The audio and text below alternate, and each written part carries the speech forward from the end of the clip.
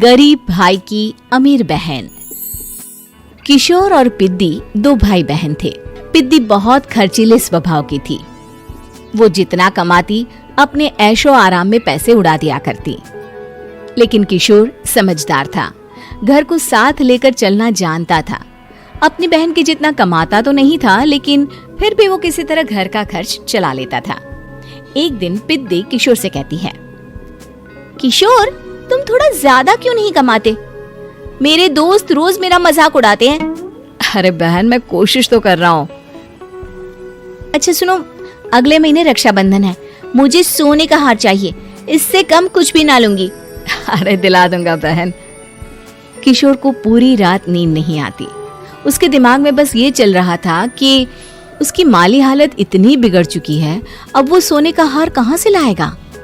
अगले दिन किशोर सुबह सुबह घर से ये बोलकर निकल गया कि पिद्दी, मैं गांव से बाहर जा रहा हूँ, कुछ दिन घर नहीं आऊंगा। किशोर ने अपने काम के साथ साथ फेरी में कपड़े बेचने भी शुरू कर दिए, जिससे वो ज्यादा से ज्यादा पैसे कमा सके। रात में वो एक बिल्डिंग की चौकीदारी भी करने लगा।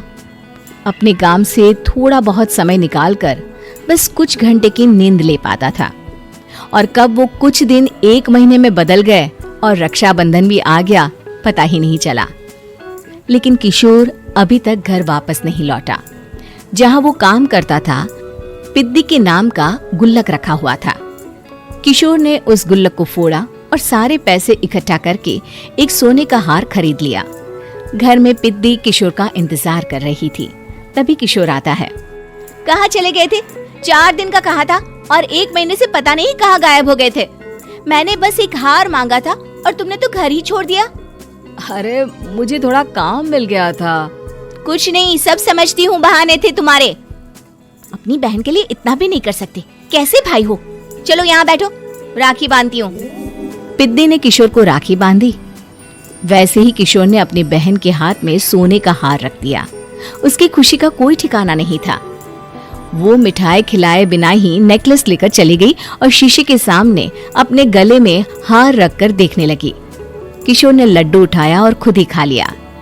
ऐसे कई साल गुजर गए। एक दिन पिद्दी की नौकरी छूट गई। अब वो पूरी तरह किशोर पर डिपेंड हो गई थी। आए दिन किशोर को अपने महंगे महंगे शौक गिनाकर उससे पैसे मांगा करती थी। किशोर कुछ पैसे देना, मुझे पार्लर जाना है। किशोर बिना कुछ बोले उसे पैसे दे देता।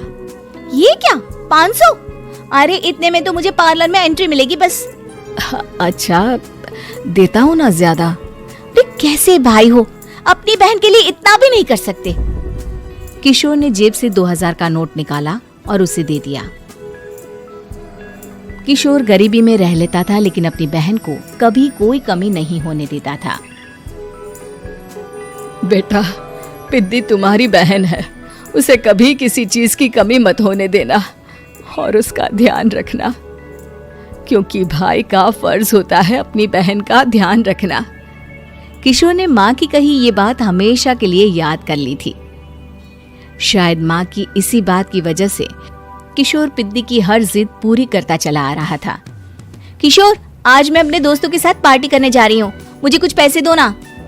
किशोर पिद्दी को समझाता है, लेकिन पिद्दी नाराज होकर चली गई और अपने कमरे में सुबक सुबक कर रोने लगी।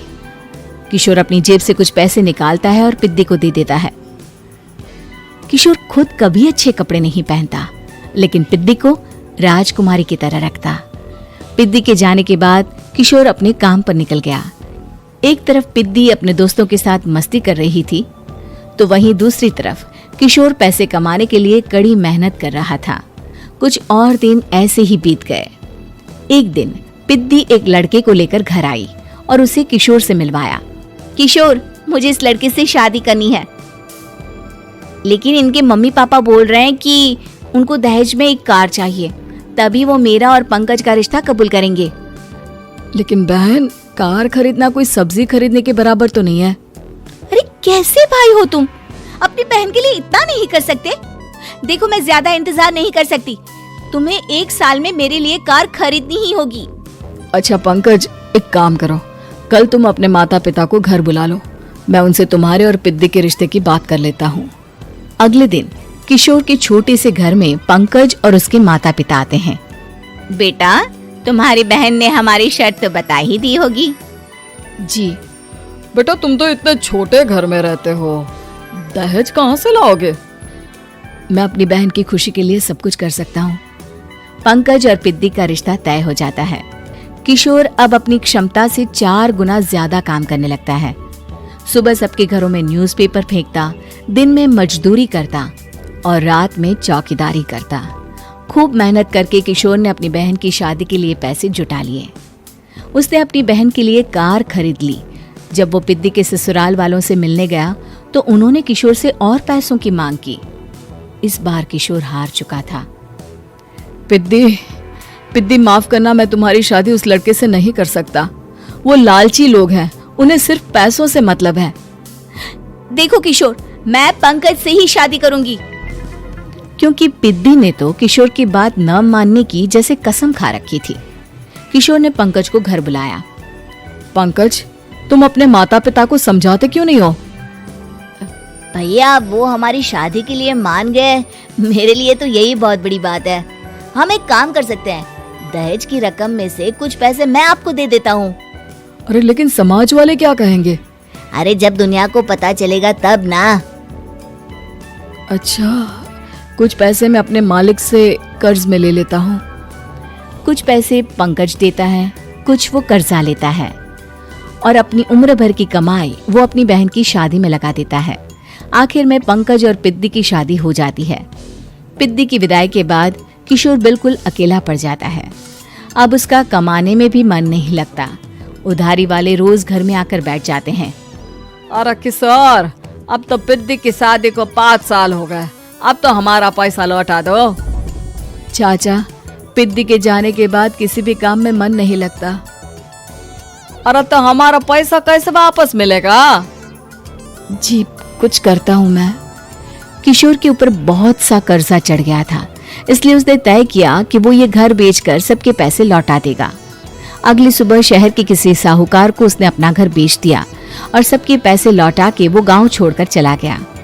पिद्दी ने शादी के बाद कभी अपने भाई का हाल तक नहीं पूछा।